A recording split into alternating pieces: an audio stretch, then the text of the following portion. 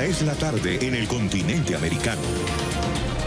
Cuando anochece en Europa y amanece en Asia, así cae la tarde en el continente americano y transcurre la noche y el amanecer en el resto del mundo. La tarde.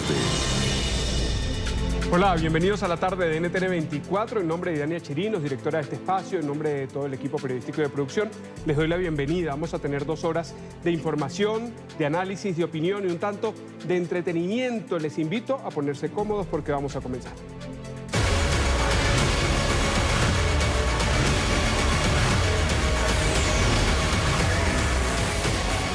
Y atención, esta tarde la Organización Mundial de la Salud finalmente declaró que el coronavirus constituye una emergencia de salud pública internacional. Este brote continúa extendiéndose fuera de China, donde nació, en Wuhan.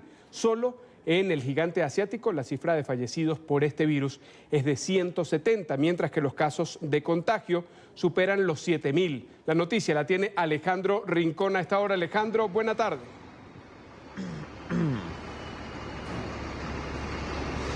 Hola Carlos, televidentes del canal de las Américas.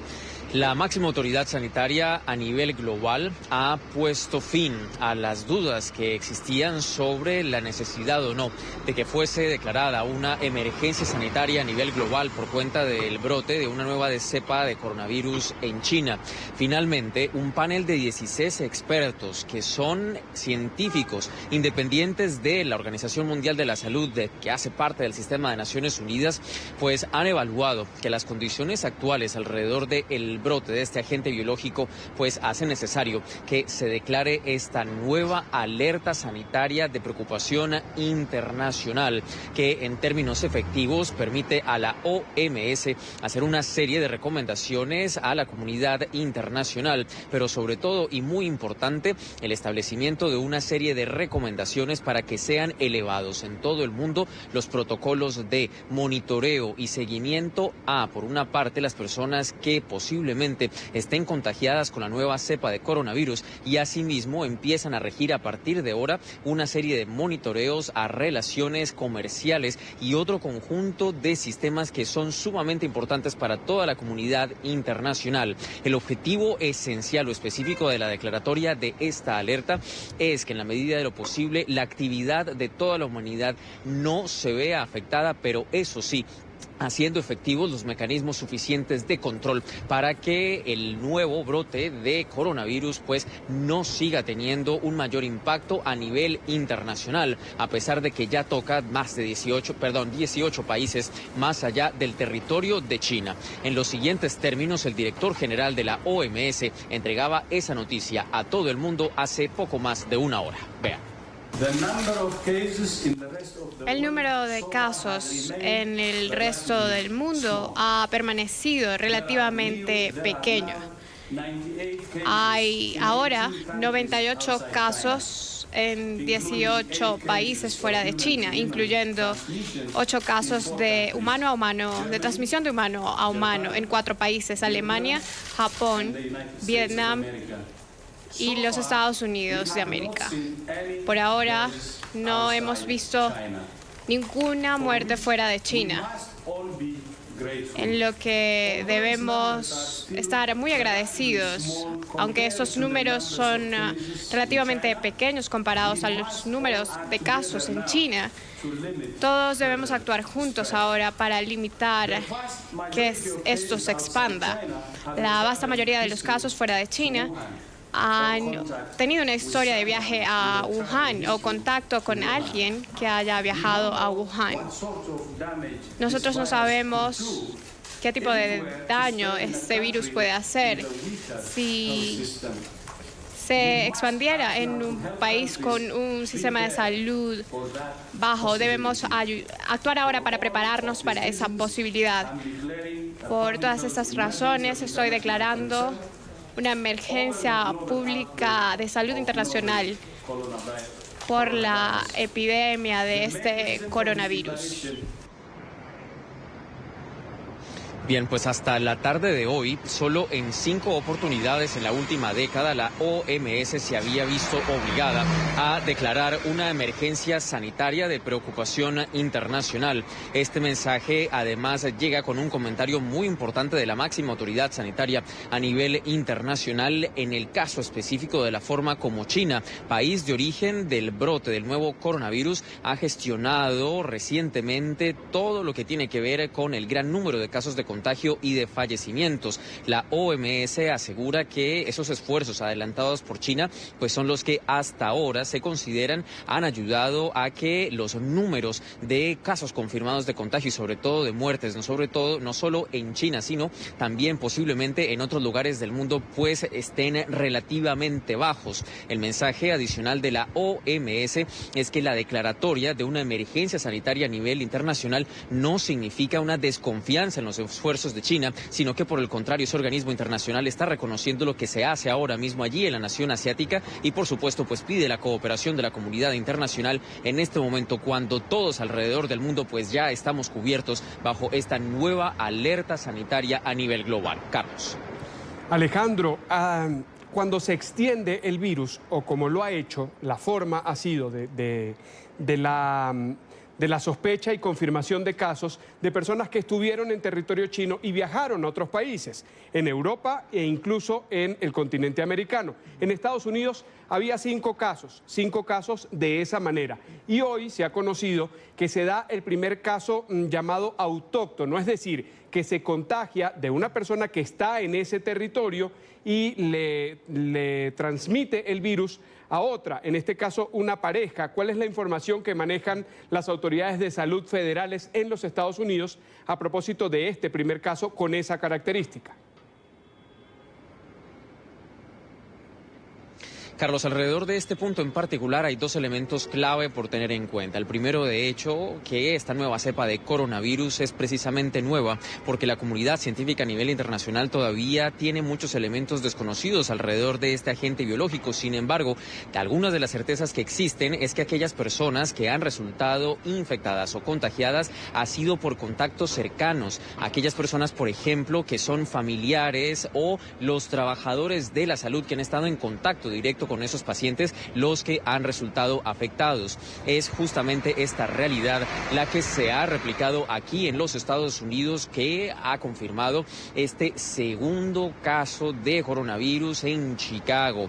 En total ahora son 6 los pacientes que hay ahora mismo en los Estados Unidos, pero este en particular pues es el primero que tiene lugar entre humanos y de forma directa más allá de territorio de China. Es obviamente un anuncio que llama poderosamente la atención de las autoridades sanitarias de los Estados Unidos y en particular las del estado de Illinois, donde está registrado este caso. De hecho, la información disponible que existe sobre este paciente de contacto directo es que es el esposo de una mujer que viajó recientemente a China, específicamente a Wuhan, y que después de regresar a territorio de los Estados Unidos manifestó los síntomas asociados al contagio con este virus, que son similares en algún momento a los de la neumonía.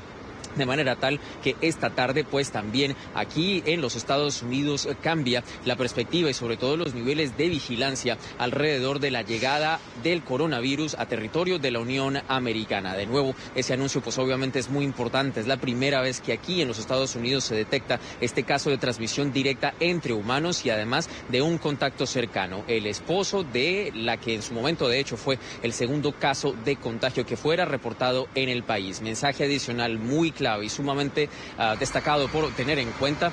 No está descartada la posibilidad de que en el transcurso de los próximos días siga aumentando el número de pacientes con contagio o confirmados de contagio con el nuevo coronavirus aquí en la Unión Americana. Carlos.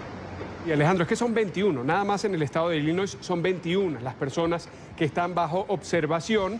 Y hablando del caso de la mujer, que en principio no se sabía que tenía el virus, que estaba contagiada, porque el proceso de incubación, al menos en 3 días, comienza y ella no había mostrado los signos, los síntomas para ello. Gracias, Alejandro, por el reporte muy completo desde Nueva York a propósito de esta alerta internacional que ya la Organización Mundial de la Salud, para muchos tardíamente ha declarado. Y vamos a seguir hablando de la expansión. El Ministerio de Salud de Japón, en el continente asiático, ha confirmado que 3 de los 200 japoneses evacuados de la ciudad de Wuhan y que ayer llegaron a Tokio están infectados de coronavirus. 2 de esos 3 pacientes no habían mostrado ningún síntoma, lo decíamos con el ejemplo de la mujer en Illinois. Hasta el momento, Japón ha confirmado 11 casos de este virus, incluido el conductor de autobús turístico que fue infectado después de entrar en contacto con ciudadanos chinos. Varias tiendas de suministros médicos en Manila, la capital de Filipinas, se quedaron sin mascarillas en medio de la creciente demanda a propósito del virus. Se han agotado tras confirmarse el primer caso de la enfermedad en ese territorio. Se trata de una mujer de nacionalidad china de 38 años que había viajado desde Wuhan, la cuna del coronavirus, el 21 de enero pasado. Las autoridades sanitarias de Filipinas analizan a otros 29 pacientes que son declarados como casos sospechosos. India ha confirmado su primer caso de coronavirus. Se trata de una estudiante que adelantaba su carrera en la Universidad de Wuhan. El Ministerio de Salud indio indicó que la paciente está estable y bajo observación. El gobierno había anunciado el martes pasado el inicio de un proceso para evacuar a sus ciudadanos de la provincia de Hubei. Recordemos, la capital es Wuhan, donde comenzó este brote. Y a propósito también, Rusia ha decidido cerrar su frontera con China. La medida fue adoptada para prevenir la propagación del coronavirus. El ministro de Asuntos Exteriores ruso ha recomendado a los ciudadanos no viajar a territorio chino a menos de que se trate de un caso de extrema necesidad. También fue suspendida temporalmente la entrega de visado electrónico a ciudadanos del gigante asiático. Hasta el momento, Rusia no ha reportado ningún caso confirmado de infección. Обращались с просьбой освободить от отбывания наказания.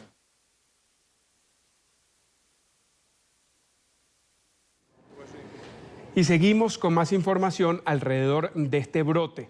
Y uno que ha llamado la atención por el número de personas que quedan en medio. Se trata de un barco de crucero, 6.000 pasajeros, 1.000 tripulantes. Ha quedado en cuarentena en Italia por sospechas de coronavirus. Una mujer de 54 años fue aislada en la enfermería del buque junto con su compañero de viaje. El gobierno italiano ha enviado a médicos para que examinen la situación y se espera el resultado de esa evaluación. El buque estuvo antes en puertos de Mallorca, Barcelona y Marsella, en territorio español. El protocolo comenzó después de que la mujer, originaria de Macao, región autónoma de la costa sur de China, presentara fiebre y problemas respiratorios. En Europa, Andrés Gil, nuestro periodista, nos reporta. Alejandro, adelante.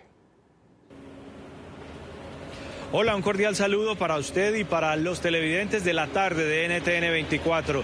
Hacemos seguimiento constante, permanente, a la situación del crucero lleno de turistas que está bloqueado en este momento en costas italianas, que está allí atracado porque está bajo amenaza de coronavirus. ¿Qué es lo que pasa con este crucero? Se llama Costa Esmeralda. Lleva 6.000 pasajeros a bordo y 1.000 tripulantes y está bloqueado porque una de sus pasajeras que llegó desde Macao la semana pasada tiene síntomas del coronavirus, posiblemente sea portadora del coronavirus. Ella, una mujer de 54 años y su esposo se encuentran aislados dentro de la unidad de sanidad de la embarcación y los demás pasajeros, aunque no tienen síntomas, no pueden descender del buque. Está en el puerto italiano de Civitavecchia, esto es en el mar Tirreno. No pueden descender hasta que las autoridades de sanidad logren comprobar si es que hay o no algún brote de la enfermedad del coronavirus entre los ocupantes, entre los pasajeros y entre los tripulantes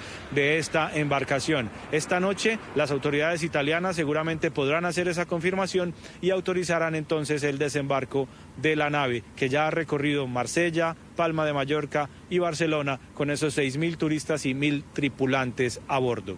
Hablamos con los familiares de las personas que se encuentran a bordo. Dicen que aunque hay tranquilidad dentro de la embarcación, pues algo de inquietud tienen acerca de qué podrá pasar en las próximas horas. No sabían absolutamente nada al respecto. Había 2 chinos a bordo, marido y mujer, que llevaban máscaras durante 3 días, pero nadie pensó en el virus. No hay tensión, mis parientes han comido, todo funciona normal. Deberían haber podido abandonar el barco, pero no pueden. Hablamos con ella. Está muy agitada. Estuvo bien hasta altas horas de la mañana porque no sabía qué estaba pasando. Luego escucharon las noticias, buscaron en Google y entendieron que había un caso sospechoso de coronavirus. También aquí en España hay un caso sospechoso de posible contagio de coronavirus. Un hombre, un empresario que se encuentra en la ciudad de Málaga, está recluido, aislado en un centro asistencial, mientras que las autoridades sanitarias comprueban también si tiene o no el brote. Está con los síntomas, estuvo en Pekín la semana pasada en una reunión de trabajo, estuvo en contacto con personas que habían estado en la ciudad de Wuhan, que es el epicentro del contagio de la infección de coronavirus, y este hombre seguramente también en próximas horas las autoridades españolas podrán determinar si está o no contagiado con el virus del coronavirus. Entre tanto, 20 españoles que se encontraban en China ya empezaron el proceso de repatriación, están volando esta noche desde aeropuerto de Wuhan. Inicialmente llegarán a Londres en un avión fletado por el Reino Unido y luego llegarán a Madrid, donde serán recluidos en un centro especial, aislados durante los próximos 14 días para asegurar que no tengan el virus y atendidos por personal con trajes especiales para evitar el contacto directo. La alerta por el coronavirus entonces todavía está muy latente, muy vigente aquí en Europa y hay expectativa de lo que pueda pasar en particular durante la primera semana de febrero, es decir, la próxima semana, que se espera que sea el pico más alto de contagio en Asia. Es la información por ahora para la tarde de NTN 24. Toda la información desde Europa usted la puede ver aquí, siempre con nosotros. Les deseo una feliz tarde. Feliz tarde para usted. Andrés iba cambiándole el nombre al inicio del contacto y seguimos hablando del coronavirus a propósito de la declaración de esta emergencia internacional de salud pública. Está con nosotros la doctora Aylin Martí. Ella es profesora de enfermedades infecciosas, asesora de salud y seguridad de la Organización Mundial de la Salud, este organismo que hace parte de la ONU, que ha dado esta noticia hoy. Gracias por estar con nosotros, doctora. Bienvenida. Un placer. Quería comenzar por esa pregunta que hemos escuchado, hemos leído sobre lo tardío de esta declaración. ¿Cree usted que es así o nos podría explicar el porqué de ese análisis que debe hacerse puertas adentro de la OMS para poder llegar a esta conclusión y emitir esta alerta que tiene unas consecuencias en cuanto a la actuación para la prevención? Bueno, hay varias cosas que se tomaron en cuenta. Número uno, ¿qué es la gravedad de la infección? Y en comparación por ahora con los números que tenemos, la influenza, por ejemplo, que pasa todos los años de este tiempo, mata más o menos una persona por cada 1000 personas que se infectan. En esta infección estamos viendo entre 1 y 2 personas que están muriendo por cada 100 personas que se infectan. O sea, mucho más grave que una influenza. No llega a ser al mismo nivel de gravedad que tuvimos con el SARS, ni tampoco con el MERS, que fue hasta más grave, pero sigue siendo muy significante. Y encima de eso, en diferencia a SARS y en diferencia a MERS, este virus se propaga muy fácil. Entonces, aunque no mate el mismo porcentaje, si va a afectar mucho más gente, puede morirse muchas personas si no actuamos en una manera responsable. Y no nada más un problema de las infecciones, pero porque existe este virus dando infecciones y poniendo personas sumamente enfermas, tiene ya un impacto muy grave en la economía de China y también de la región y también internacional. Está afectando muchas diferentes cosas económicamente y esas combinaciones de la gravedad, de la manera en cual se está expandiendo y el efecto económico requiere que ya se nombre esto una emergencia pública internacional. ¿Cuáles son las consecuencias de esta declaración? ¿Qué pasa a partir de este momento en el que ya es oficial? ¿Qué hacen los estados principalmente? ¿Qué se hace en China? ¿Qué medidas?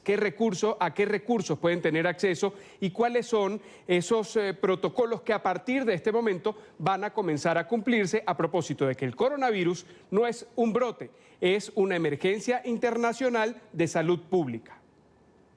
Sí, y ese nombre es un nombre legal internacional que depende específicamente en un documento que se llama International Health Regulations, las regulaciones internacional de salud, que salió en el 2005 y específicamente dice unas cantidades de cosas que cada país que es miembro tiene que hacer cuando estas declaraciones se hace por la OMS.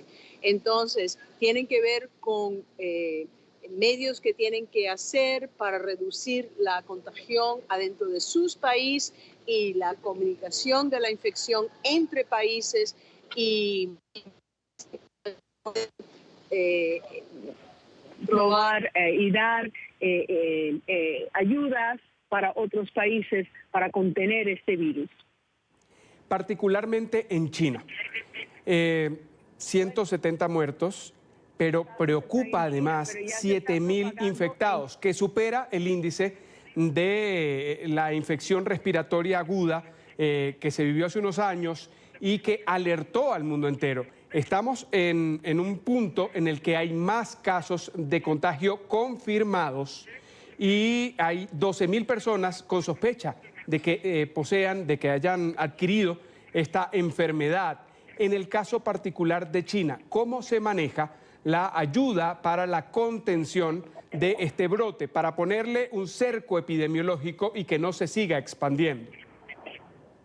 Bueno, siempre los remedios que funcionan para contener este tipo de virus es identificar las personas infectadas lo más pronto posible y darle un tratamiento adecuado y hacer lo mejor médico para esa persona y aislar a esa persona. Y entonces a cualquier persona que estuvo acercada a la persona en cual está sospechada o confirmado que tiene este virus, tenemos que seguir a esas personas estudiando la temperatura de las personas, sabiendo dónde estuvieron las personas y, bueno, todas las cosas epidemiológicas para ver si los contactos pueden haber sido víctimas también. Y así hacemos y entonces, cuando ya sabemos quién está infectado, dónde está infectado, contener esas personas para que no siga propagando la infección. Se da en Estados Unidos. Sí, le escucho. Otra cosa sumamente importante es lo que están haciendo ustedes, dándole alerta y dándole información razonable y correcta para que todo el mundo esté informado de lo que está pasando y qué son los riesgos para cada persona. Y sumamente importante es saber qué es lo que puede hacer cada persona individualmente para reducir su posibilidad de infectarse y si se infecta para reducir las posibilidades que caiga en un hospital y peor que caiga muerto. Y además que se siga contagiando, porque lo decíamos al principio del programa, se da en Estados Unidos el primer caso, en Europa también había uno, del contagio denominado autóctono, de una persona que le transmite a otro ser humano, a otra persona, este virus. Ocurrió con una pareja en Chicago, en el estado de Illinois, en Estados Unidos, y así es así es como comienza la alerta por la expansión, ya que si bien algunas aerolíneas, por ejemplo, han suspendido sus vuelos desde y hacia territorio chino, ya hay personas en otros continentes contagiadas y comienza a darse ese paso de la enfermedad, esa transmisión de persona a persona. Particularmente en ese caso, ¿cuáles son las medidas que los estados pueden tomar? Y luego hablamos de las particulares que podemos hacer nosotros. Bueno, las cosas prácticas siempre son las mejores, ¿no?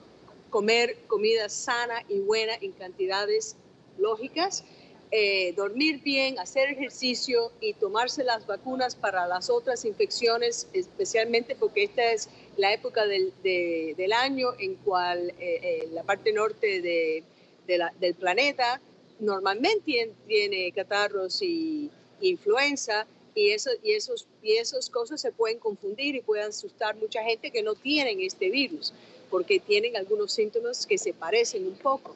Entonces, esos remedios son lo de menos que tiene que hacer. Encima de eso, debe mantener las manos limpias, lavar las manos con jabón y agua bien lavadas y porque uno siempre puede tocar algo que está contaminado por una persona que está infectada y después tocarte la boca, la nariz, los ojos y contaminarte en sí mismo. Eso de las máscaras de verdad no ayuda mucho porque aunque te pongas la máscara correcta, te vas a prevenir la infección un poquitico de la nariz y de la boca, pero no va a prevenir que el virus no entre por los ojos, por ejemplo. Y también mucha gente no usa la máscara correctamente. La máscara sí sirve para otra cosa, que eso es para si yo, puede ser que yo tengo el virus adentro, para que yo no eche el virus para el medio ambiente. Usted decía la máscara correcta. ¿Puede explicarnos, por favor, cuál es esa máscara correcta? ¿Qué zona debe cubrir? ¿Cuál es su material? Bueno, la ideal es la que se llama la N95, pero recuerda que la máscara es para la persona que piensa que tiene ya el virus, aunque no tenga síntomas, para no echar ese virus y dársela a otras personas. Ese es el uso mejor para la máscara. Yo quisiera que nos pudiera decir cuál es ese protocolo, describir de la forma más entendible para nosotros que no somos expertos de la sospecha de la transmisión del virus o del contagio del virus. ¿Cómo yo puedo decir, quiero saber si lo tengo porque he presentado estos síntomas? Bueno, una cosa es tener síntomas, otro es sospechar porque estuviste en contacto con una persona que ya sabes que tuvo el virus, o sea, eso es diferente. No tienes síntomas, pero estuviste en contacto, ya eso es una indicación que te debes empezar a chequearte a ver si te pasa algo. ¿Cómo es ese chequeo? Bueno, número uno, puedes ir a ver al médico y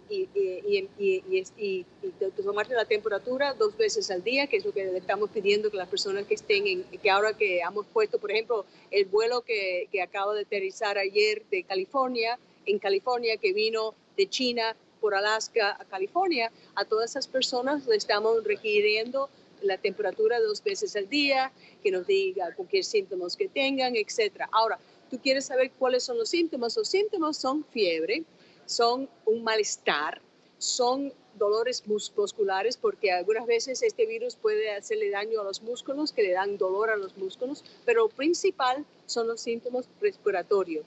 Una falta de aire espantosa, porque este virus está produciendo una neumonía y entonces se llenan los pulmones de un material que no permite adquirir el aire bien adquirido. Y entonces esa es la parte que hace este virus peligroso. Esto también se vio en las personas que tenían el virus de SARS que salió en China en el 2002-2003. Y también es una síntoma que se encuentra en los pacientes de MERS, que es un virus parecido también, un beta coronavirus también, que empezó en Saudi Arabia en el año 2012. Tuvimos un brote pequeño en el 2015 en Corea. El continente americano, comenzando por Estados Unidos y ya de allí hacia el sur, ¿cuáles son los protocolos para la identificación de estas personas como sospechosas de tener el virus? ¿Qué hace o qué enciende la alerta en una autoridad migratoria o de salud para ponerle la vista a una persona que está, por ejemplo, descendiendo de un avión en un aeropuerto? Bueno, por ahora, porque además que está circulando entre personas en gran cantidades en China, los otros países como los Estados Unidos, Alemania, etcétera, donde ha ocurrido ya transmisión entre una persona y otra, se puede detectar relativamente fácil. Por ejemplo, el de Chicago fue la mujer que se lo dio al esposo. Y el esposo era uno de los contactos de ellos que nosotros estábamos siguiendo. O sea, lo estábamos alertos para ver si este pobre hombre se infectaba de su esposa, porque claro, está en contacto íntimo con ella y es una manera de transmitir la infección. Ahora digamos en casa, ¿qué podemos hacer más allá de lo regular, del aseo regular o la prevención de una gripe común para llevar un paso adelante de la infección, por ejemplo? Número uno, la responsabilidad de verdad cae en los sistemas médicos de cada país que ya han recibido la noticia que la OMS ha dicho que tienen que tratar esto como una emergencia pública de nivel internacional. Eso quiere decir que todos los países tienen que mirar la definición de un caso, que tiene que ser una persona que tuvo en contacto con alguien que tuvo la infección o que se sospecha que tiene la infección, seguir esos pacientes, tratar esos pacientes, aislar esos pacientes y hacer la comunicación con todos los contactos de esos individuos para seguir ponerle las manos alrededor de eso antes que empiece una propagación grande adentro de su país. Lo que acaba de pasar en Chicago no es una cosa dramática, es una cosa esperada, porque la mujer tuvo los síntomas, tuvo el virus y se lo dio al esposo. Un poquitico más nervioso es lo que pasó en Alemania, que visitó una mujer de China a un señor en Bavaria. Se pasaron unos días muy lindos, sin problema ninguno. Ella se fue sintiéndose perfectamente bien, regresó a China, donde ella manifestó los síntomas, y él manifestó los síntomas después de que ella se había ido en Alemania.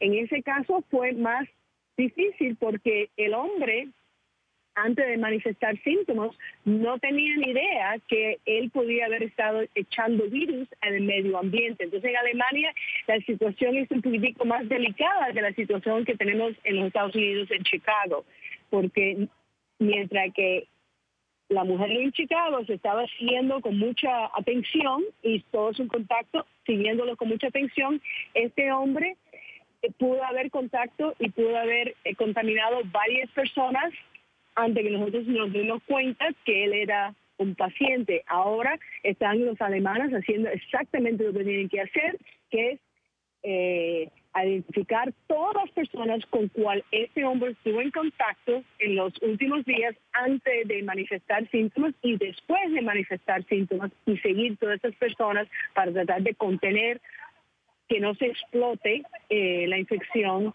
en Bavaria, en esa parte de Alemania. Es decir, el tiempo que demoró la persona en llegar a Alemania desde China, el tiempo que pasó allí, la semana que pasó, luego su regreso a China, y en ese momento es cuando empieza a manifestarlo. ¿Cuál es el tiempo promedio en el que los síntomas aparecen? Sí, bueno, en los otros beta coronaviruses, o sea, esos coronaviruses que han sido graves, o sea, SARS y MERS,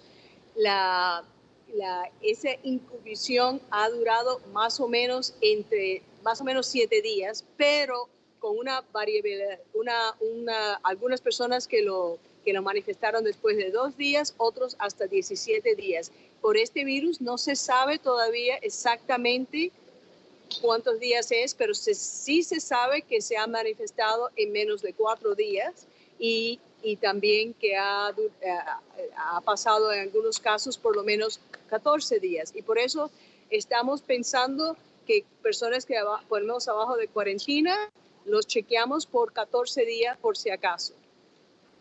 Quiero agradecerle a Eileen Martí. Ella es profesora de enfermedades infecciosas y asesora de salud y seguridad de la Organización Mundial de la Salud. Doctora, gracias por haber estado con nosotros. Un placer.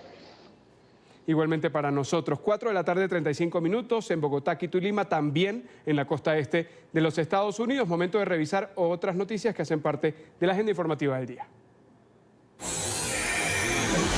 Es noticia la materialización del Brexit en pocas horas, cuando el reloj marque la medianoche en Bruselas, 11 de la noche en Reino Unido. Este conglomerado va a dejar de ser parte de la Unión Europea. El Parlamento ratificó el acuerdo con el que finaliza el proceso de divorcio en el tiempo estimado por el primer ministro Boris Johnson. Ahora entra en vigencia un periodo de transición que va a culminar el 31 de diciembre. Así le han dicho adiós desde distintos países. Este es el informe de Tabitha Barrera. Arrivederci, goodbye. Bye bye UK. Hasta luego, Reino Unido. Llegó el momento de la despedida. 3 años, 7 meses y una semana después del referéndum en el que 51.9% de los británicos votó a favor de salir de la Unión Europea, el Brexit se consumará este viernes, 308 días más tarde de lo previsto. A horas para que se concrete el proceso, los miembros del Parlamento Europeo vivieron un momento bastante emotivo. Los diputados se unieron a una sola voz para cantar la melodía patrimonial escocesa Auld Lang Syne, como parte del adiós a los legisladores del bloque económico.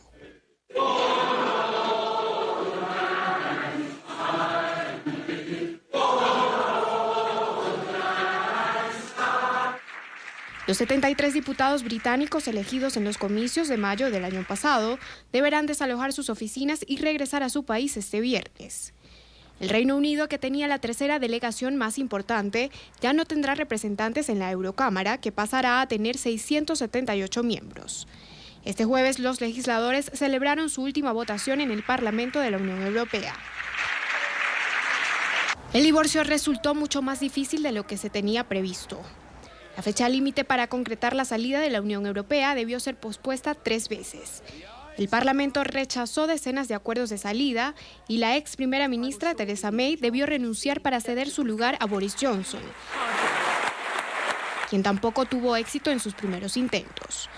Durante el periodo de transición que culminará a final de 2020, Reino Unido deberá seguir respetando lo que se decida en Bruselas, sede de la Comisión Europea, pero ya no tendrá ni voz ni voto en ninguna de las decisiones. Otro de los cambios visibles será la emisión de nuevos pasaportes a partir de febrero. El documento ya no tendrá el amparo del bloque económico y cambiará de color. Es noticia la indignación en México por el asesinato del ambientalista Homero Gómez. La Fiscalía del Estado de Michoacán confirmó el hallazgo del cuerpo de este hombre en un pozo de agua en el municipio de Ocampo. La familia del ambientalista había reportado su desaparición el pasado 14 de enero. Además, hizo públicas las amenazas de muerte por parte de grupos ilegales dedicados a la tala de árboles. Gómez era reconocido por su trabajo defensor de la mariposa monarca y sus actividades para combatir la tala ilegal en un santuario de Michoacán.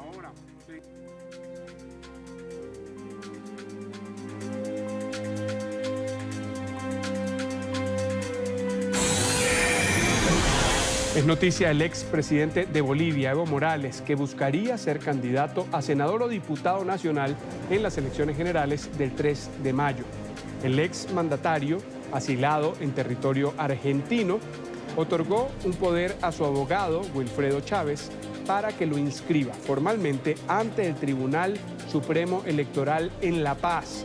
El documento, dado a conocer por medios locales, tiene la firma, además el aval del agente consular de Bolivia en el territorio argentino, a donde llegó Evo Morales después de su paso por México, el primer país que visitó luego de haber presentado su renuncia. Recordemos, el exmandatario, líder del movimiento al socialismo, renunció al puesto de presidente a propósito de la elección presidencial de octubre, que según la Organización de Estados Americanos, sus veedores observadores, tras un informe, declararon que hubo fraude. Además, Evo Morales dijo retirarse a propósito de la presión social que se ejerció en distintas ciudades del país para que así fuera.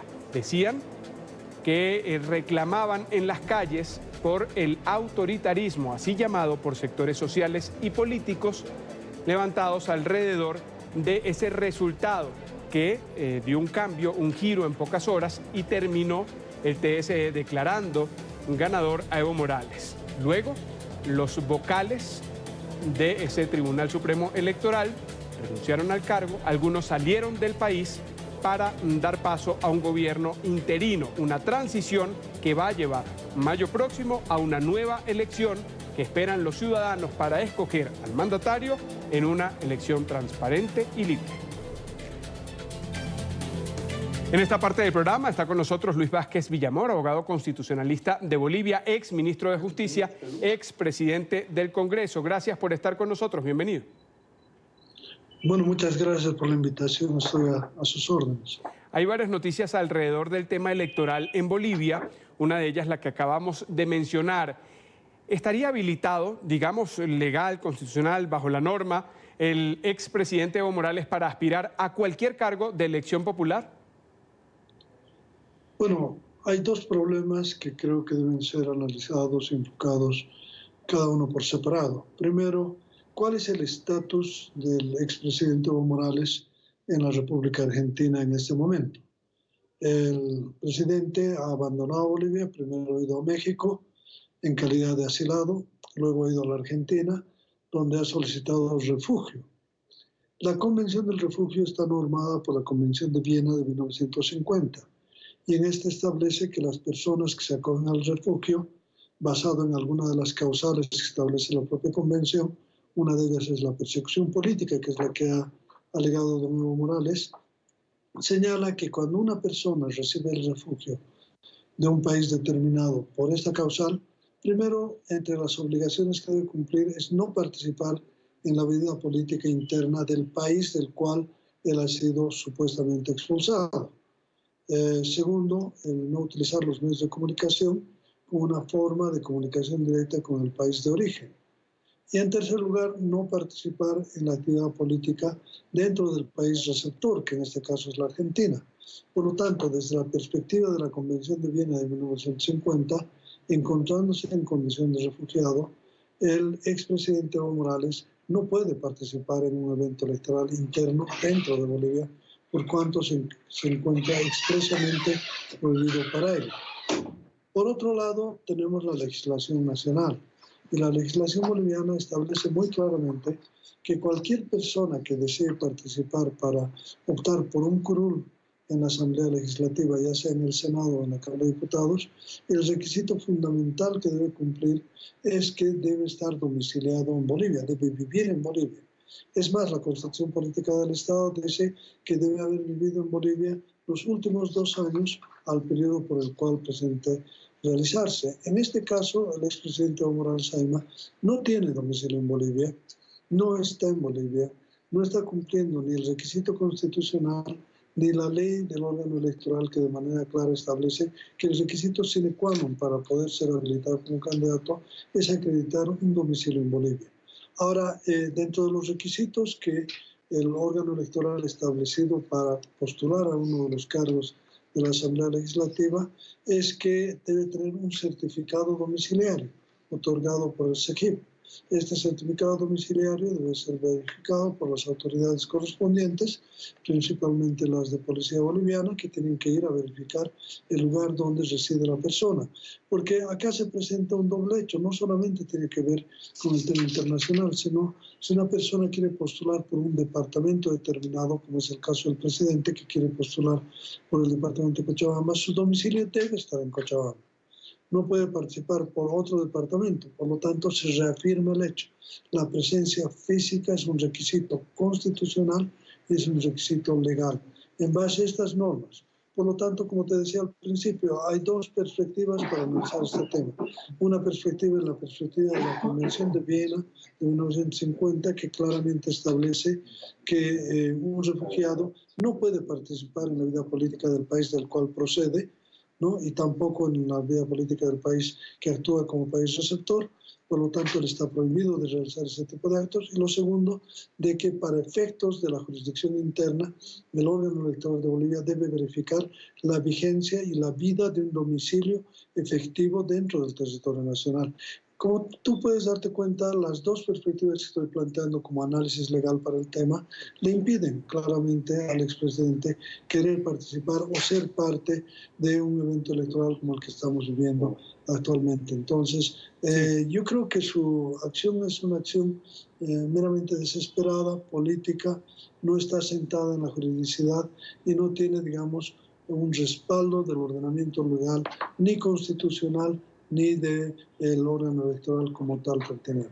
Es que así la figura internacional o su situación le permitiera el no vivir en territorio boliviano, no le permitiría ser ni diputado, representante de ninguna región porque no está en ninguna de ellas. Ahora, en el otro caso, en la otra acera, también ha causado o ha despertado la atención la intención de Yanine Áñez, la presidenta interina, de postularse. El Movimiento al Socialismo había dicho que iba a acudir al Tribunal Supremo Electoral o al Tribunal Constitucional para reclamarlo, porque decían no puede ella postularse ejerciendo el poder ejecutivo, cosa que, por cierto, sí hizo Evo Morales durante largos años. ¿Cuál es la figura jurídica en ese caso? ¿Puede o no? Bueno, la figura jurídica en este caso sí le da razón a quienes observan y objetan la habilitación de la presidenta Yanine Áñez, por un hecho. Porque, a ver, en democracia tienes dos formas de acceder al ejercicio del poder. Una es por el voto ciudadano, que digamos es la norma. Y hay una excepción a la norma, como en todos los casos. La excepción a la norma ocurre cuando el presidente ha fallecido, se encuentra privado por una enfermedad incurable de poder atender la gestión de gobierno, ha renunciado por producto de una convulsión social interna, como es el caso del presidente Evo Morales, ha abandonado el país sin permiso del Congreso por más de 10 días. En fin, cuando se dan estas circunstancias excepcionales, la Constitución permite que alguien pueda ocupar por la línea de sucesión constitucional el gobierno en democracia. Pero este gobierno no es el mismo que el otro, ¿verdad? El otro es el elegido por el pueblo boliviano en base a elecciones generales y por lo tanto es lo que le da la legitimidad y el término de mandato de 5 años. Entonces hay un régimen para ese tipo de gobierno que digamos es la normalidad constitucional. Cuando ocurre la excepcionalidad constitucional, como en este caso, existe una serie de normas que han ido desarrollando este tema, entre ellas sentencias del Tribunal Constitucional y entre otras decretos supremos, como el caso del expresidente Rodríguez Belcé, en la cual se establece claramente que el fundamento jurídico constitucional de un gobierno de transición es la convocatoria de elecciones. Dicho sea, en otras palabras, que se justifica y se fundamenta constitucionalmente este tipo de gobierno en la medida de que convoque a nuevas elecciones y entregue el gobierno que deba llevar adelante este tipo de mandato con ese solo fin. Es decir, que en este caso el gobierno se constituye en una suerte de árbitro dirimidor del tema, y hay un bien en disputa que es el gobierno, y el presidente no puede quedarse con el bien en disputa porque deja de ser árbitro. Por lo tanto, lo que tiene que hacer es que haya una contienda electoral y esa contienda sea la que determine quién tiene el voto popular y pueda llevar adelante esto. Y que en definitiva es la base de la democracia. Quiero agradecerle a Luis Vázquez Villamor, abogado constitucionalista de Bolivia, ex ministro de Justicia, ex presidente del Congreso, por haber estado con nosotros. Buena tarde para usted. No, yo le agradezco, usted es muy amable, muy gentil. Hasta pronto. Primera pausa en la tarde. Recuerden seguir nuestras cuentas de Twitter. Van a aparecer en pantalla, @NTN24, @NTN24BE, mi cuenta, @Carlos A. Figueroa. Allí leo con gusto sus comentarios. Al regreso, ¿qué pasó con el muro en la frontera entre Estados Unidos y México después de un vendaval? Les vamos a mostrar las imágenes. Quédense allí. Gracias por continuar con nosotros. Este jueves se cumple la 9ª jornada del juicio político contra Donald Trump. En esta sesión, los senadores que actúan como jurado vuelven a tener la oportunidad de interrogar tanto al equipo de fiscales como a la defensa del mandatario. La expectativa se centra en si los jurados van a aceptar el pedido de los fiscales de llamar a declarar a testigos y presentar documentos adicionales al proceso, punto que se va a debatir mañana. La Casa Blanca prohibió la publicación del libro escrito por el ex asesor de Seguridad Nacional de Estados Unidos, John Bolton. La oficina Oval señala que el texto que contiene la información tiene datos clasificados. Según la obra, Donald Trump le habría dicho a Bolton que quería congelar la ayuda militar a Ucrania hasta que Kiev abriera una investigación en contra de la familia de su rival político, el demócrata Joe Biden. Justamente una información por la que la oposición política a Donald Trump en el Congreso quiere que Bolton sea testigo en ese proceso que cursa en el Senado.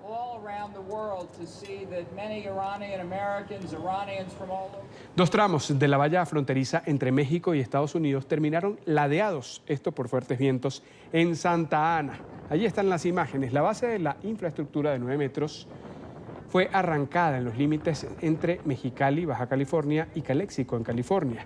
Esta parte del muro se encuentra en reconstrucción, según la Oficina de Aduanas y Protección Fronteriza, que aclaró que las bases del mismo estaban enterradas 2 metros. Árboles de eucalipto evitaron la caída por completo de esta estructura. Otros tramos en riesgo de caer fueron contenidos por grúas dispuestas por la constructora que está a cargo de esos trabajos.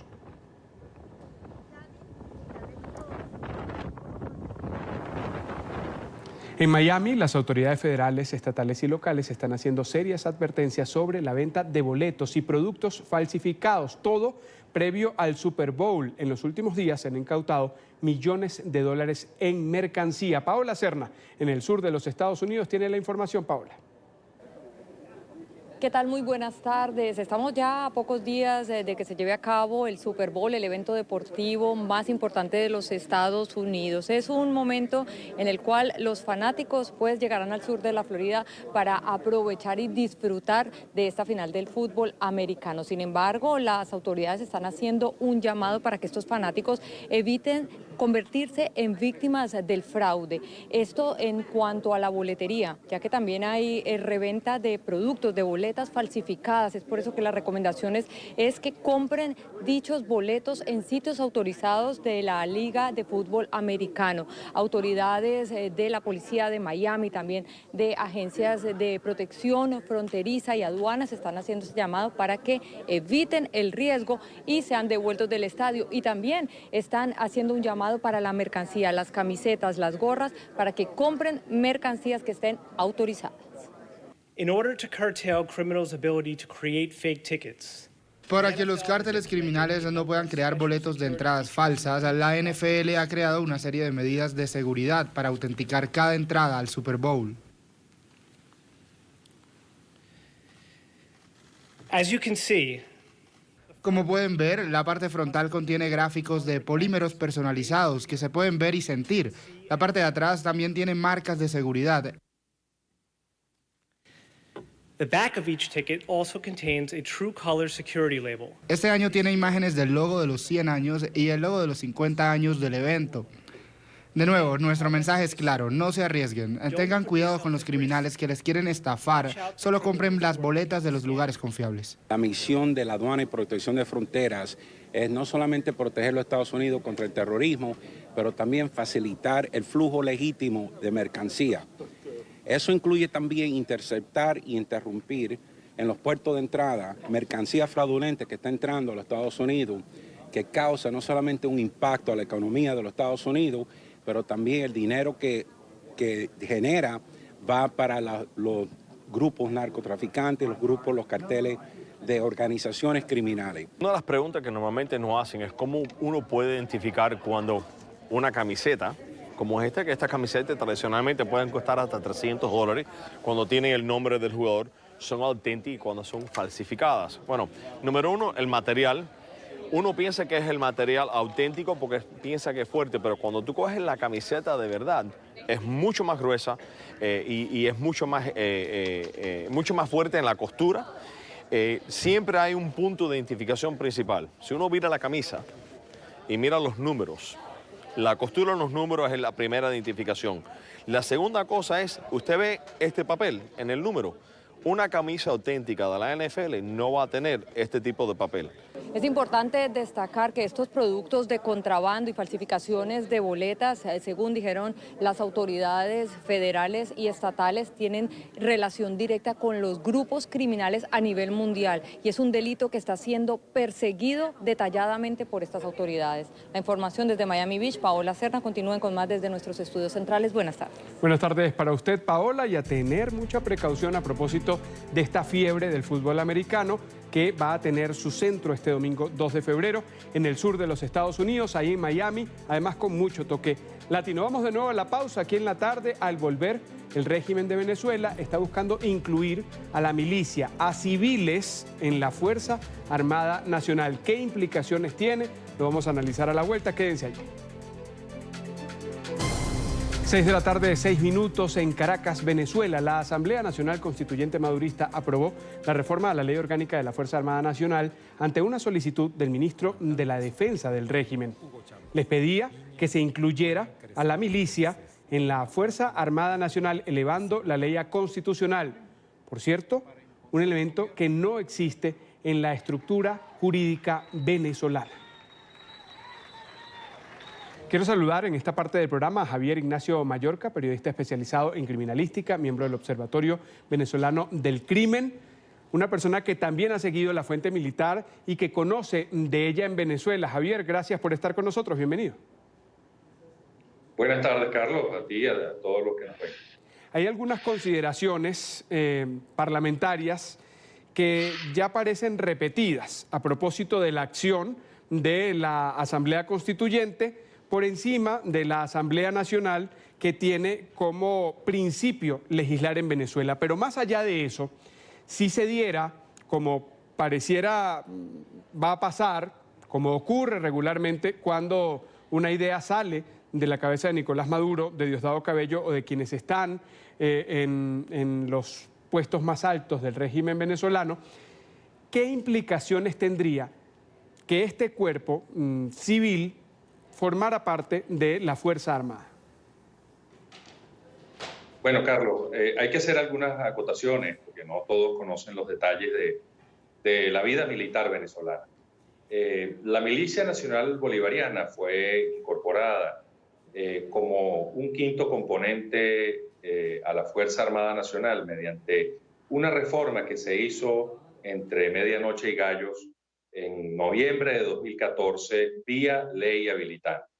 Esa fue la primera vez que la milicia figuró como una parte integral de la Fuerza Armada Nacional. Desde entonces, estamos hablando de noviembre de 2014, ya estamos en finales de enero de 2020, es decir, estamos 5 años largos de ese momento, pues la milicia ha ido consolidándose a pesar de las resistencias que encuentra dentro de los demás componentes de la Fuerza Armada, los componentes tradicionales que son el Ejército, la Armada, la Aviación y la Guardia Nacional. El tema de fondo aquí es que no se hallaba qué hacer con un cuerpo que sigue estándares distintos a los que se siguen en el resto de la Fuerza Armada a la hora del reclutamiento, que no tiene un máximo de edad para el pase a retiro, que además de eso no tiene un personal con una formación mínima, es decir, no se exige educación mínima para estar en la milicia. Es por eso que desde la época del propio Chávez, que fue el gran promotor de esta idea, aunque no le dio tiempo de desarrollarla, pero esa idea surgió durante la época de Chávez, él hablaba de pueblo en armas. Bueno, efectivamente el pueblo en armas ahora ha ocasionado, ha generado, ha motorizado una reforma a la legislación militar, la séptima ya durante este régimen de Chávez y Maduro, para obtener mayores competencias, ya tenía 13, y ahora pues un mayor poder político, porque al final del día, Carlos, lo que revela esto es que desde el estamento político hay una intención de darle una mayor relevancia a la milicia como expresión de un cambio que se viene generando dentro de Venezuela con respecto al modelo de Fuerza Armada y de Ejército. Y esta es la parte, digamos, de fondo, lo más importante. Si me permites desarrollar la idea, con muchísimo gusto. Claro, adelante. Fíjate, la Constitución aprobada en el 99 habla de un ejército y esta es la primera... Una constitución, allí te interrumpo, una constitución que fue hecha casi a la medida de Hugo Chávez y de lo que él llamó la Revolución Bolivariana y de este proyecto político que él encabezó. Efectivamente, esa era la expresión, digamos, más acabada de lo que él pensaba que debía ser el país y de las personas que lo rodeaban. Bueno, en esa Constitución, artículo 328, primera característica de la Fuerza Armada Nacional era esencialmente profesional. Esa era la, digamos, la primera denominación, la primera descripción que se daba de la institución militar. Después se hablaba sin militancia política y se decía que obedecía a los intereses de la nación y que iba a coadyuvar en el desarrollo integral del país. Ese es más o menos el enunciado. Pero lo importante de esto es que la promoción de la milicia, con estas características de las que venimos hablando, es decir, que no tiene ningún tipo de formación, no se exige educación mínima, no tiene tope de edad, esto implica un cambio en la característica primordial del ejército, que deja de ser esencialmente profesional para convertirse en una idea que vienen manejando los actuales operadores del régimen, que es la generación de un ejército popular. Y es por eso que ayer en un juego de palabras, Ameliach decía, ya el ejército, ya el pueblo no apoya al ejército, ahora es el ejército el que apoya al pueblo. Estamos hablando entonces de un cambio en la ideología que rige a esta institución y que desde luego va a generar muchas noticias en los próximos días. Tenemos que acotar lo siguiente, Carlos. Para el momento en el que estamos hablando, esta nueva ley todavía no ha sido publicada en la Gaceta Oficial. Es decir, no sabemos exactamente al detalle de qué se trata todo esto. Lo que sí sabemos es que está eso allí. Y está otra cosa que es muy, muy importante. La caracterización general de la Fuerza Armada ha cambiado. Ahora se habla de una Fuerza Armada y tiene 3 calificativos. Bolivariana, antiimperialista y antioligárquica. Es decir, todas las características definitorias de la Fuerza Armada están dadas por su oposición a ciertas condiciones, la oligarquía y el imperialismo.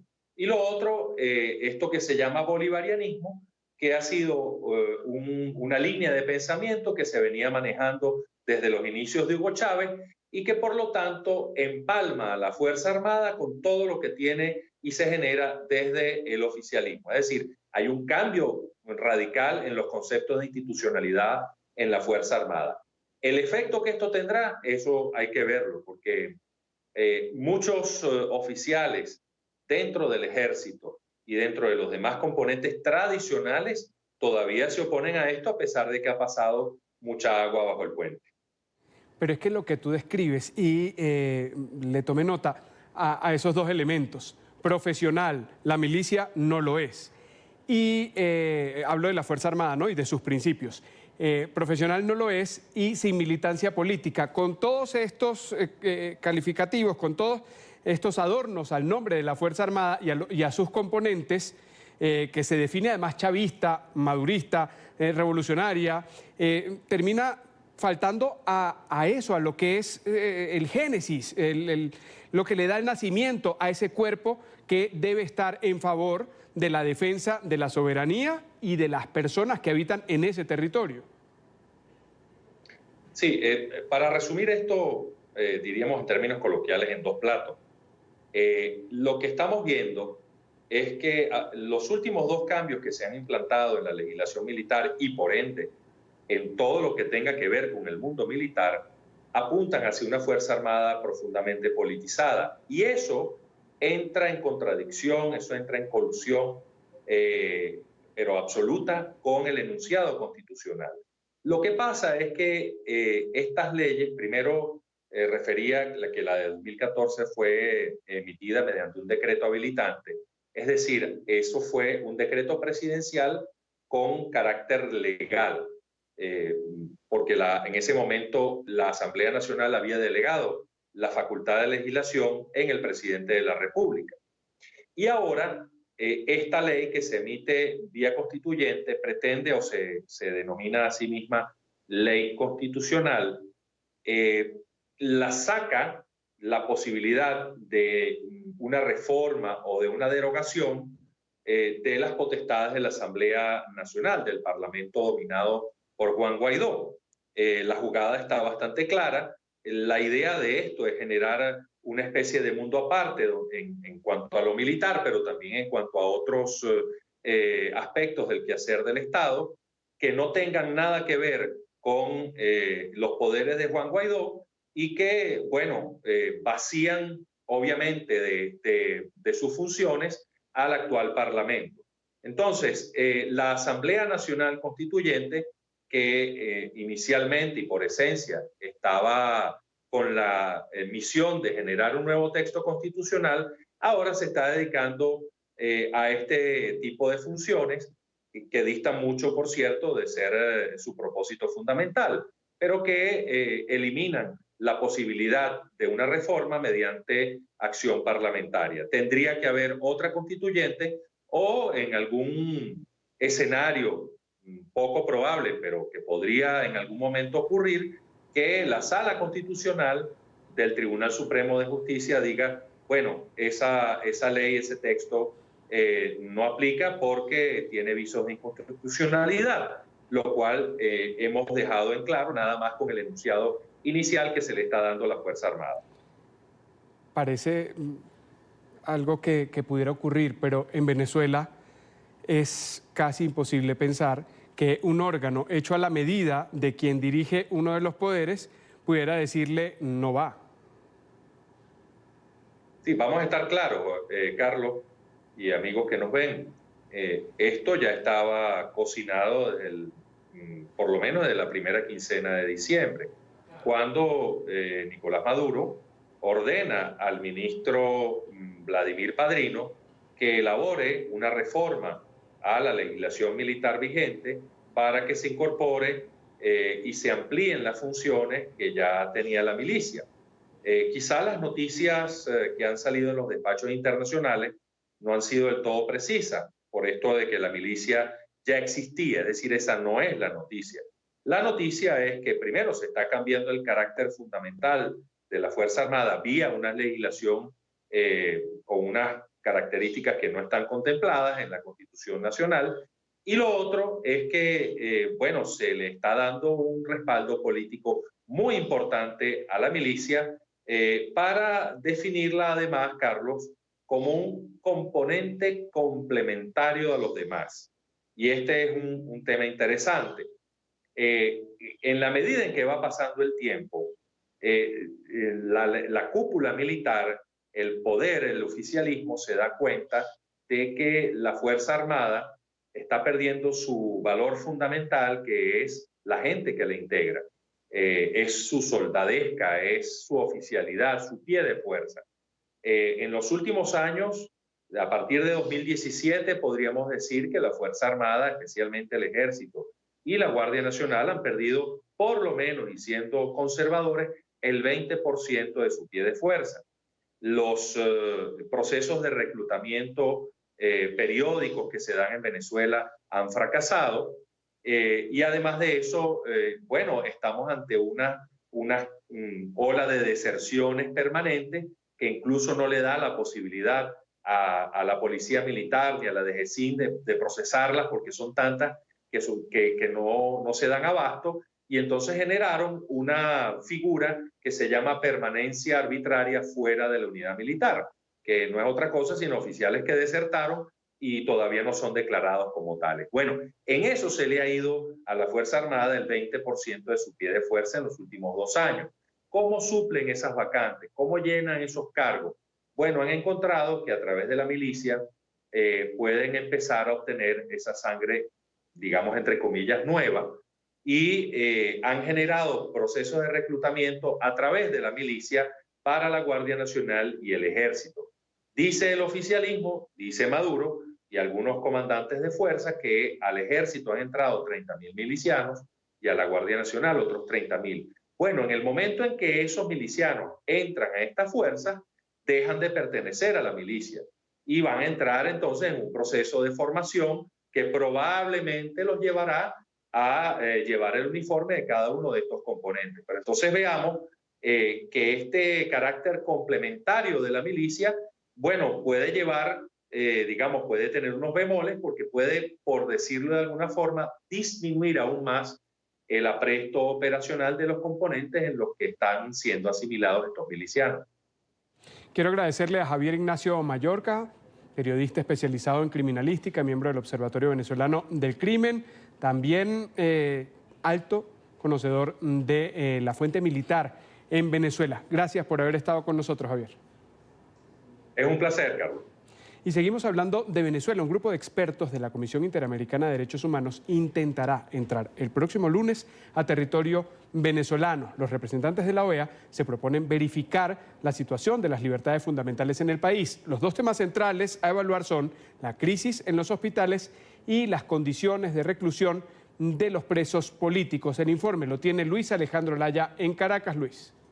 Hola, buenas tardes. En Venezuela se espera una visita el próximo lunes de la Comisión Interamericana de Derechos Humanos. Un grupo de al menos 5 personas vendrán a constatar la vulnerabilidad de los derechos en el país. Esto tras 17 años sin aprobar una visita oficial a territorio nacional. Señalan, verificarán no solamente la situación de los hospitales, sino también de los presos políticos. Enviados especiales de la Comisión Interamericana de Derechos Humanos visitarán Venezuela el próximo lunes. Por 4 días verificarán denuncias de violaciones a derechos por parte del régimen y levantarán un informe. Que precisamente estos insumos lo que pasarían es como un factor muy importante para la Corte Penal Internacional. Y tampoco nos podemos olvidar, y ustedes tienen que hacer este seguimiento, al pronunciamiento que va a hacer la fiscal de la Corte Penal Internacional, y que fue prometido para el mes de marzo. Según el comisionado del gobierno de Juan Guaidó para los derechos humanos, acudirán a centros penitenciarios, se reunirán con ONGs y visitarán centros de salud, como el JM de Los Ríos, que cuenta con medidas cautelares de esta comisión. Ese hospital tiene 14 medidas cautelares en diferentes servicios. O sea, y que ellos tienen que hacer por lo menos un seguimiento del cumplimiento. Señaló que si el régimen de Nicolás Maduro intenta bloquear esta visita, sería una demostración de irrespeto a organismos internacionales. Si no los dejan entrar a Venezuela, ¿a quién beneficia? Beneficia al régimen de facto. Lo que simplemente dejaría comprobado es simplemente de que no quiere que se vea la verdad de vulneración de derechos humanos. Este miércoles también hubo un pronunciamiento de la Cruz Roja que asegura 2020 será un año complicado en materia de salud para Venezuela. En 2019 entregaron 450 toneladas de ayuda humanitaria y atendieron a 610.000 personas en situación grave. Quiero decirles, repito, como movimiento ya se han atendido más de 610.000 personas, pero el presidente les aclarará.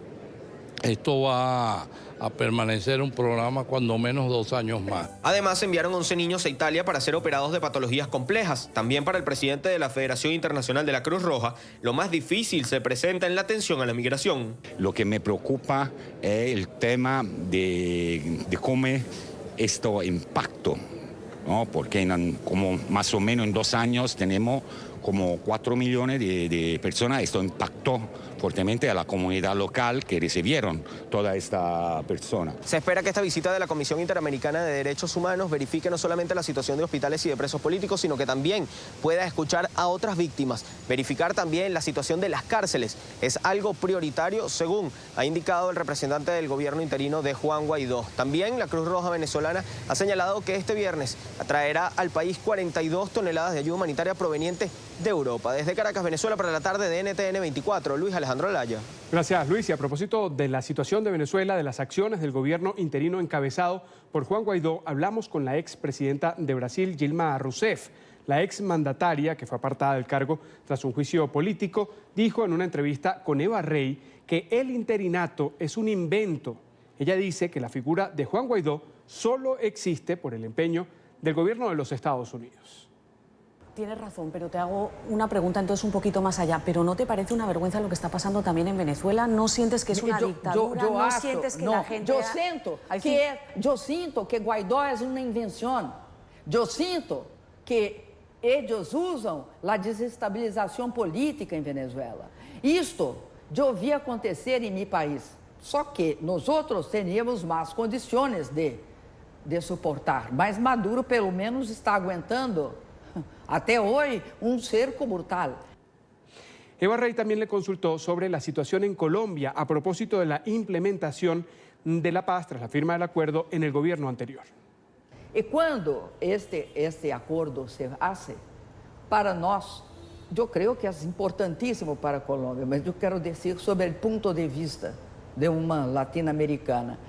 De nuestro punto de vista, fue la mayor conquista. Tanto es así que mi gobierno dio todas las condiciones pedidas para nosotros para este acuerdo. Pero hay mucha gente que sí dice, bueno, ellos que violaron derechos humanos, que asesinaron, no han pagado ni un día de cárcel. Sí, yo te cuento lo que se dice, porque el acuerdo, dentro del acuerdo entraba eso, por eso es un acuerdo. Pero hay mucha gente que dice que le entregó el país y que hay impunidad y que ahora mismo, evidentemente, sí es verdad que ha crecido las hectáreas de coca, han crecido las BACRIM.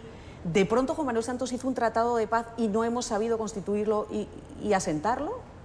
Yo no tengo condiciones de hacer una avaliación responsable por esto, pero O que eu tenho consciência, do que eu sei do acordo, é que era um acordo de paz, que hacía o que se hace um acordo de paz. Que se cria um processo de negociação em que ambas as partes chegam a um acordo renunciando a uma espécie de acirramento de contradições. Então, se renuncia, se dá a paz para os guerrilheiros e eles entregam as armas. Há uma reciprocidade. Isto é um acordo. Hemos visto dos de los temas tocados en esta entrevista que le realizó Eva Rey a la expresidenta de Brasil, Dilma Rousseff. La entrevista completa usted la va a poder ver esta noche, 9 en la costa este de los Estados Unidos, la misma hora en Bogotá, Quito y Lima en el programa Zoom a la Noticia. Vamos de nuevo a la pausa aquí en la tarde y al regreso hay alerta en México por la posibilidad de que los cárteles pasen a la insurgencia. ¿Qué representa? ¿Qué significa? ¿Cuáles son las consecuencias? Nos vemos al volver. Gracias por seguir con nosotros. Alerta en México. Según un informe realizado por una ONG, este país se encuentra en la lista de las 10 naciones con conflictos armados más preocupantes del año 2020. El informe revela que existe un alto riesgo de que los cárteles del narcotráfico se conviertan a la insurgencia. Algunos hechos, como el fallido operativo de captura de Ovidio Guzmán López, el hijo del narcotraficante condenado en Estados Unidos Joaquín El Chapo Guzmán, también la masacre de 9 integrantes de la familia Levarón, que se encuentran entre los 34.000 homicidios reportados en el territorio mexicano en el 2019, serían la evidencia de esta situación de inseguridad, muchas veces tocada en distintos debates alrededor de la situación en territorio mexicano. Para hablar sobre esto está con nosotros Gerardo Garibay, doctor en Derecho, analista político, además editor de Wellington. Gracias por estar con nosotros, señor Garibay. Hola Carlos, muy buenas tardes. Un gusto estar con ustedes. El gusto es nuestro. Para quienes no somos mexicanos, que no vivimos la realidad, que la conocemos a través de los reportes que se hacen desde distintas organizaciones, desde los distintos medios locales en México, en la práctica estos grupos no siembran el terror y no son, digamos, de facto parte de una insurgencia. Bueno, depende de qué tan amplia queramos hacer la definición de terror. Por supuesto que sí, las guerras internas entre los grupos del crimen organizado por el control de territorios generan situaciones de enorme desconcierto, enorme inseguridad y sí, en algunos casos, de terror entre los ciudadanos. Y cobran vidas sin embargo, inocentes. no estamos... ¿Mande? Cobran vidas de inocentes que quedan en medio de cuando usted describe solamente el conflicto entre dos bandas, entre dos cárteles, pasa en Acapulco, pasa en Guerrero, pasa en varios de estos puntos que son focales para los distintos cárteles del narcotráfico y de la delincuencia en general, que quedan en medio los inocentes que van pasando y mueren en medio de estas situaciones. Sí se dan algunos casos, no son la mayoría. En términos generales, los cárteles han mantenido su conflicto entre ellos. Sí se provoca incertidumbre entre la ciudadanía, pero no hay una situación en que, por ejemplo, las ciudades o las regiones queden completamente paralizadas, ¿no? No tenemos una situación de ese tipo. Incluso en los escenarios en los que hay una violencia de gran intensidad, esta violencia normalmente está muy bien sectorizada entre los integrantes de los cárteles. Ahora, respecto al análisis que comentaban de esta organización, que los 10 conflictos a seguir en 2020 mencionan la posibilidad de que en México los cárteles pudieran evolucionar hacia una insurgencia, quizá pensando en un escenario como el que llegó a tener Colombia en algún momento con la narcoguerrilla. Sin embargo, en el caso de México, este riesgo no existe de momento. ¿Por qué? Porque los insurgentes buscan una captura del Estado por medios violentos para imponer una agenda política. En este caso, los cárteles tienen muy claro que su negocio es el monopolio, digamos, sobre un cierto territorio, sobre las conductas ilícitas que se llevan a cabo en un cierto territorio y pelean por él, pero no les interesa, digamos, ocupar el gobierno de manera violenta, no les interesa cambiar el orden político del país. Cuando los cárteles buscan capturar espacios políticos, lo hacen más bien a través del soborno, a través de apoyar a ciertos candidatos para que ganen elecciones. Particularmente sucede mucho a nivel local, pero no estamos ante un escenario de que alguno de los cárteles quiera tal cual tomar el control del país, cambiar la forma de gobierno, establecer a sus líderes en la dirigencia política del país. Hace algunos años llegamos a tener algunos cárteles que sí tenían un contenido más ideológico, incluso religioso, entre comillas, pero los cárteles que están posicionados actualmente son esencialmente empresas que están trabajando con una visión empresarial que al trabajarla en un mercado negro, como es particularmente el de las drogas, recurren a la violencia, pero no están interesadas en sí en una captura violenta del Estado, como sí lo estaban o lo siguen estando las guerrillas colombianas, o como lo llegó a estar Sendero Luminoso en Perú, por ejemplo. Es decir, no es una motivación política, sino simplemente sigue siendo negocio. Es buena la aclaratoria y esta radiografía, y lo decía, para nuestra audiencia en América Latina, entender la realidad, lo que sucede allí, más allá de lo que una organización, a propósito de investigaciones, puede llegar a concluir. Sí, así es. En México, afortunadamente, los cárteles esencialmente lo que son, pues son empresas que están peleando el mercado, y cuando hay un mercado negro, la única forma de pelear el mercado es a través de la violencia. Pero no hemos brincado a ese aspecto de una mezcla con temas ideológicos o políticos. Ahora, eso no significa que no sea preocupante la violencia. Por supuesto que es muy grave, y lo señala el propio informe. México cierra 2019 como el año con más homicidios en su historia registrada moderna, y muy probablemente 2020 vaya a romper el récord. Seguimos viendo casos muy dramáticos de violencia en todo el país. Este caso de la familia Levarón que comentabas hace un momento, la fuga que hubo ayer en la noche y en la mañana de personas ligadas al cártel de Sinaloa que se escaparon de un reclusorio de la Ciudad de México. Es decir, la crisis existe, pero hasta el momento es más una crisis de seguridad pública que una crisis estrictamente militar o de seguridad nacional en el sentido estricto de la palabra. Por eso, es que entonces cuando interviene el Estado, cuando interviene el gobierno federal, como los ejemplos que ha citado, el de la cárcel, en el que vemos que los investigados son parte de los custodios, o son custodios de la cárcel. Incluso el subdirector está allí mencionado como una de las personas que podría favorecer esa evasión, la evasión de los reos. Y en el caso de Ovidio Guzmán López es un poco más complicado porque allí intervino el presidente López Obrador y muchas personas alrededor, políticos y miembros de la sociedad civil, dijeron, él se rindió ante la delincuencia, él se rindió ante los cárteles y ante el poder del narcotráfico. Sí, absolutamente. Lo que pasó con Ovidio fue una rendición de las autoridades ante el poder de fuego del narcotráfico. Eso es trágicamente cierto.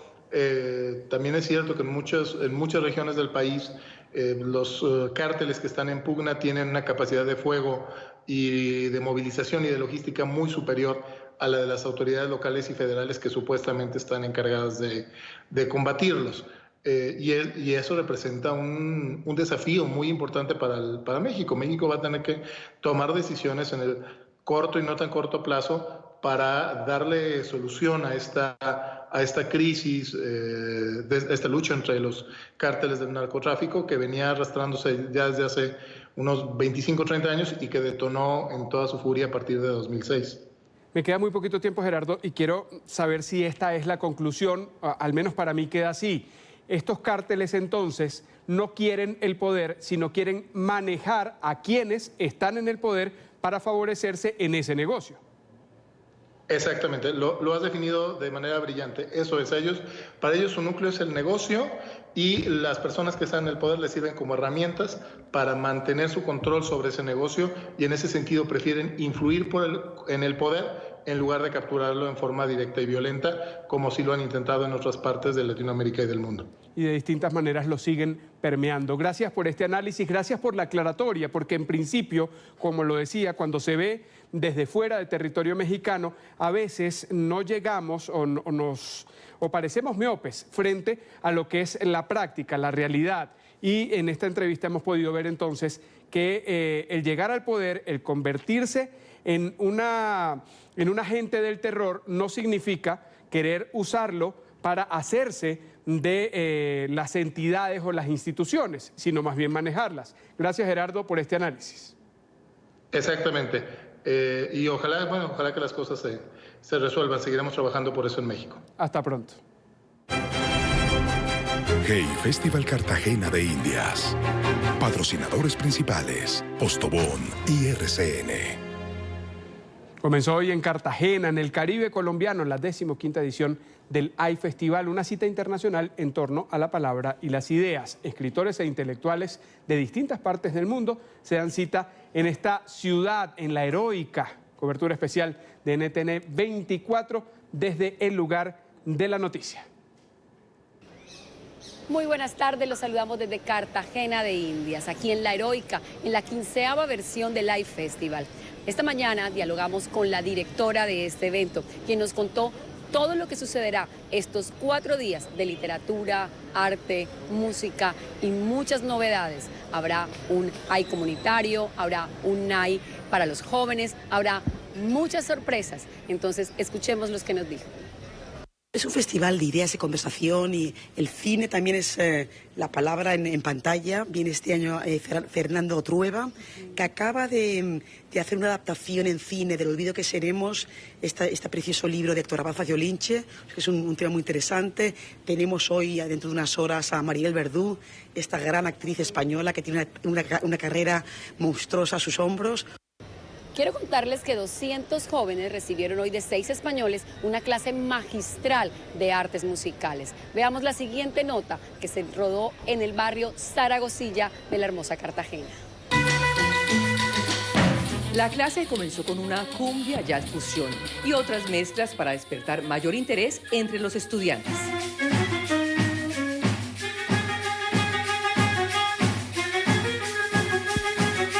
Santiago Aucerón, quien se hace llamar Juan Perro, y 5 veteranos de cuerdas, vientos y percusión explicaron a estos jóvenes cartageneros el proceso creativo de una pieza musical. Parece como una cosa que es muy complicada de hacer, pero se ve como la explicación de ellos lo hace más sencillo de explicar. Ejemplo, la batería parece una cosa muy complicada, pero son nada más combinaciones de 4 cosas, lo cual hace mejor el entendimiento de estos estilos musicales. Esta fue una charla sobre cómo se hace una canción, cómo nace la música, cómo nace la letra, cómo se experimenta, porque la intención es esa, enseñarlos a que experimenten, a que prueben musicalmente. Amore, amore. Está claro que este es uno de los propósitos del iJoven. Me dijeron muchas cosas nuevas, o sea, cosas que aún no sabía sobre la combinación de diferentes estilos musicales y todo eso. Una extensión del iFestival a los barrios de Cartagena. Y no se desprenda de NTN 24. En nuestra siguiente emisión le contaremos más detalles de lo que sucede en esta 15ª versión del iFestival en Cartagena de Indias. Muchísimas gracias por el reporte. Con esa brisa del Caribe colombiano vamos a hacer la última pausa aquí en la tarde. Ya venimos con ciencia, salud y tecnología. No se aparte.